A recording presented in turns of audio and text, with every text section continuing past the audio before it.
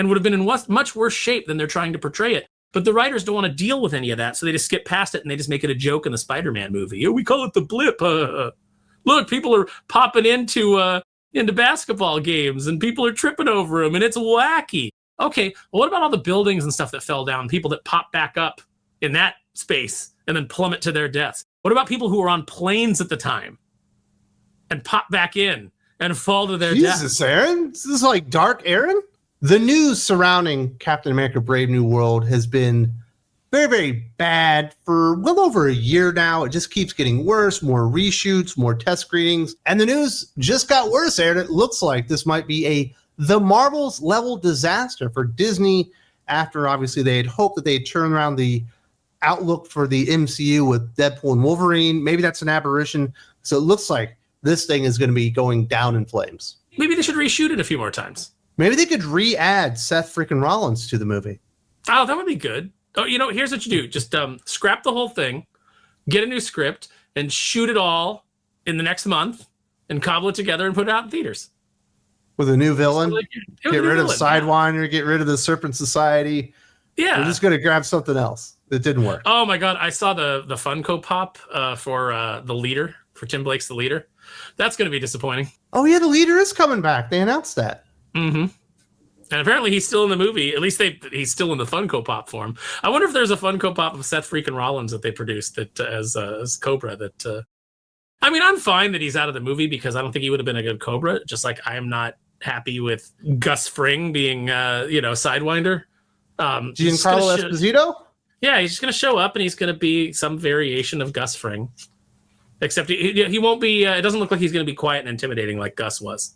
It looks like. I don't know, man. You see him walking with that gun and like doing the action stuff, and I'm like, I just don't buy it. The guy's so like thin and weedy. Like, he's the guy that should be standing there with some big henchmen. And then you wonder how, hey, this guy must be impressive. These henchmen listen to him. They could snap him in two. Like, that's the kind of guy that he should be playing. Like when they show him like walking around with the gun. Remember when they reported that he was going to be GW Bridge? This is the perfect storm. Box office disaster coming up. The latest box office update for Captain America Brave New World spells all too familiar trouble for Marvel Studios as pre-sale tickets are tracking just 1.4 times better than the Marvels and on par with the Eternals. While this may sound like a slight improvement on paper, it's a significant red flag for Marvel Cinematic Universe. Released in 2021, the Eternals marked Marvel's first major financial failure, grossing just $165 million domestically and $237 million internationally for a worldwide total of $402 million. The Eternals had a production budget of $236 million. Brave New World faces a much steeper climb with a rumored production budget between $350 and $375 million, over $100 million more than the Eternals. At the lowest projection, this film could become a far bigger bomb, even if it performs similarly at the box office. And this is another enormous black eye for a movie that they probably should have realized they didn't need to make.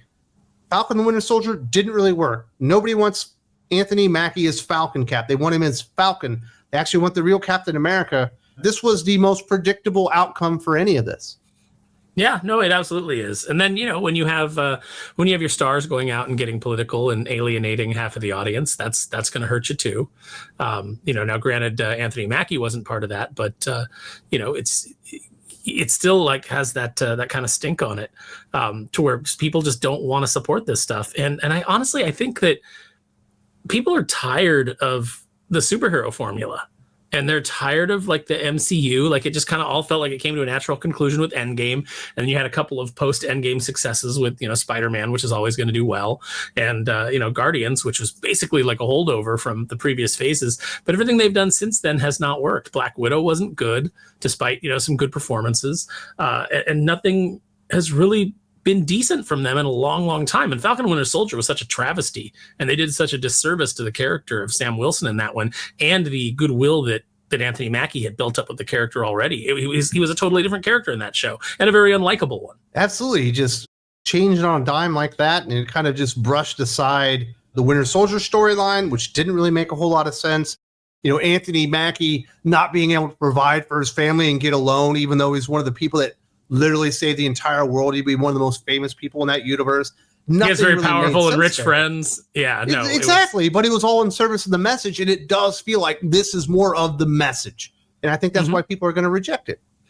I think it was a bad decision I mean, I know that they wanted to get out ahead of it, but I think it was a bad decision in the trailer to have Harrison Ford say, you're not Steve Rogers.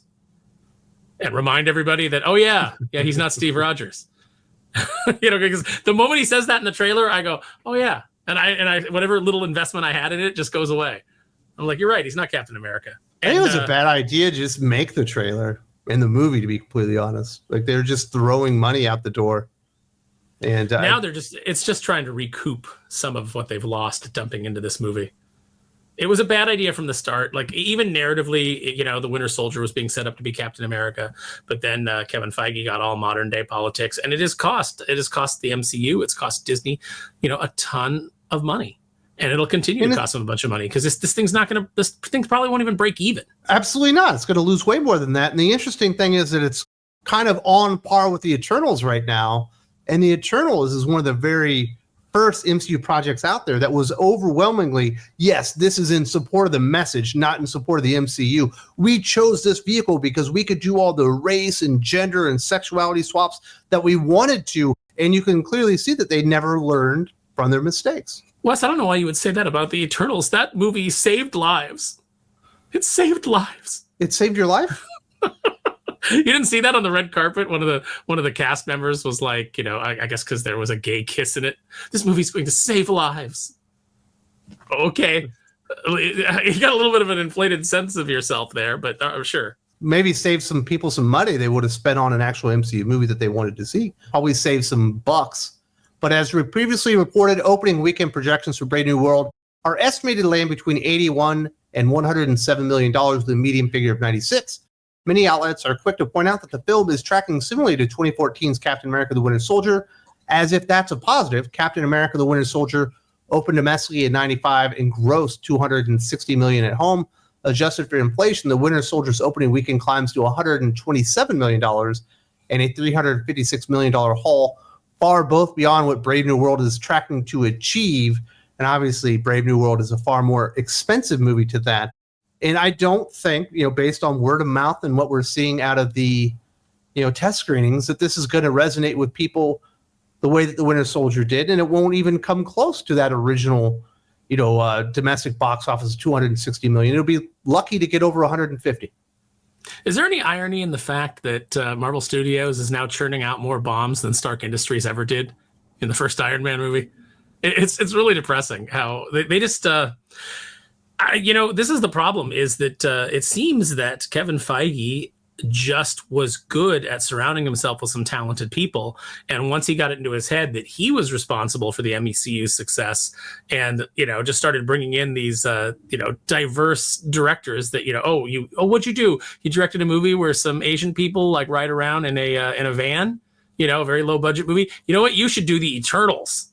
Once he started thinking that he could fix it all in post because he's the genius behind it, it all fell apart. And we found out that he's not a genius, that maybe he needed the controls of like Perlmutter. Maybe you needed that yin and yang. As it is right now, he's turning out to be the Vince Russo of Marvel movies. Well, obviously, at the beginning, he also had Joss Whedon initially come in along with James Gunn and map out what phases 1 through 3 were going to be. Very, very successful. He had the Russos. All those movies were done with purpose, and the purpose was storyline. This is the way that it builds to this ultimate confrontation with Thanos. This is the lowest moment. This is how we get into the final movie. This is what we want to achieve with that.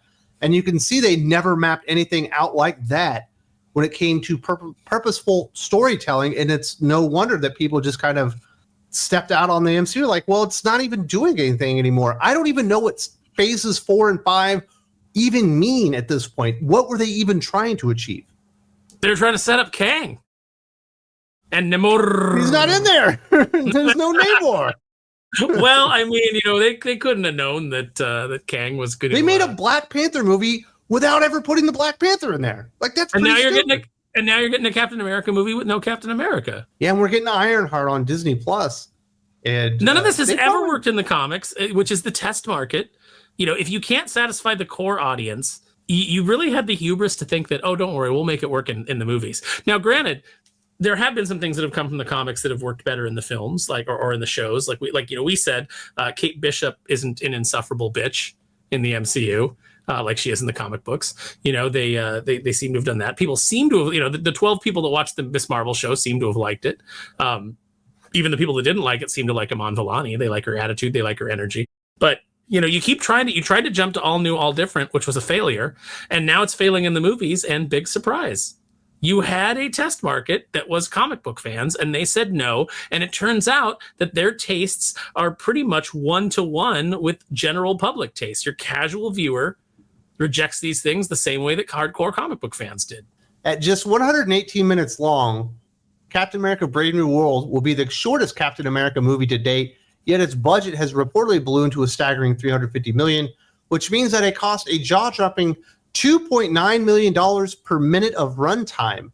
It's wild to note that the film's budget actually surpasses Civil War, a nearly 2.5-hour blockbuster featuring an ensemble of Avengers cast, including Robert Downey Jr., Scarlett Johansson, in budget and cost per minute. You know what they should do to recoup their money is just release every version that they've gone through of this movie. Release this short version, then release the previous version that you had that didn't test well, then the next version, and just maybe you can get people on the comeback. The Ultimate Cut, the Marvel Cut, the Director's Cut, the Mackie Cut.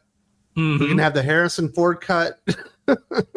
Bring Ridley Scott in and do a cut. The definitive Ridley Scott cut. Do the George Lucas cut. Let David Ayer come in and do a cut. Because God knows he'll never get his cut of Suicide Squad. We'll never see what he intended with that material. We get the Snyder cut. Yeah, the Snyder cut, or just everything is a lot slower and there's some black and white inexplicable. You got Hallelujah, and there's like a weird sex scene. You're like, why is this even in there? I don't even know why they filmed it. What is happening?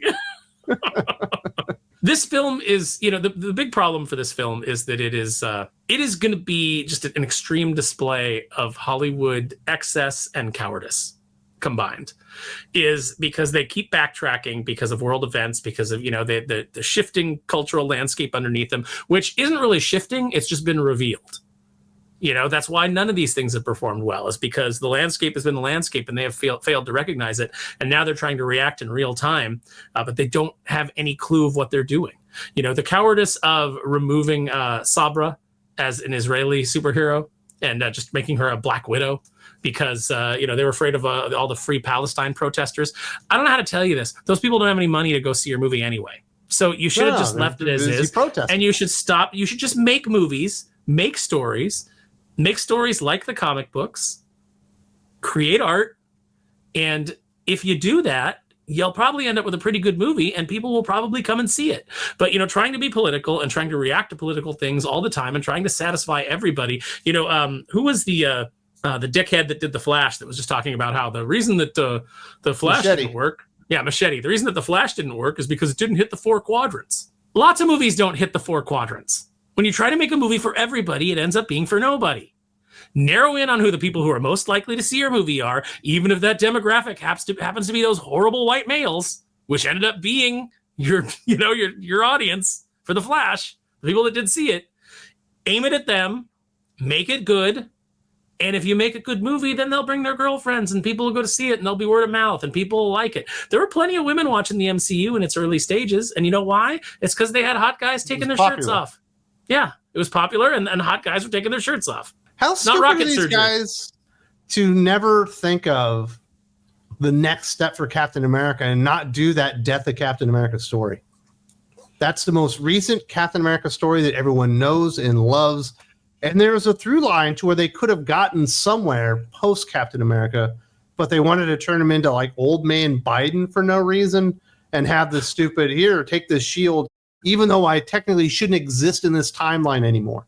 Yeah, even though we totally broke all of our rules in the last 10 minutes, all of the time rules that we set up, just to turn this guy into Joe Biden so we can sit there and you want to tell me about this lady?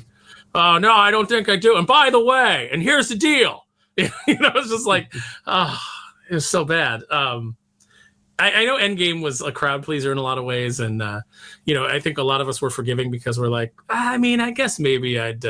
more of a celebration than a movie. Yeah, more of a celebration than a movie, Yeah, I'd give up everything for Haley Atwell, I guess. Like just stuff that we could identify with, but narratively it just didn't work. But it did just feel like a perfect end to the MCU, and they probably should have rebooted from there. Should have waited 5 years, and they would have saved themselves lots of money. Yeah. And goodwill. People would have been anxious for it to come back by now. The beast demands more grist for the mill. I don't think that it's going to hit the low end of like the expectations. I don't think it sniffs $81 million. I think it comes much closer to 70 million, maybe even underneath that. I don't think it does the Marvel's numbers, which I think is $49 million on its opening weekend domestically. I don't think it dips down that low, but it's not even going to hit these high end, or I guess the low end of what have been decreasing expectations. This movie is not going to do well. The budget has ballooned potentially up to $375 million, and they are going to lose their asses on it. And while I do want a great MCU and I love Captain America, I do get enjoyment out of this because they fucking deserve it. Do you have any interest in this movie based on the trailers and based off the things that you've seen? No. I didn't have any interest when they announced it.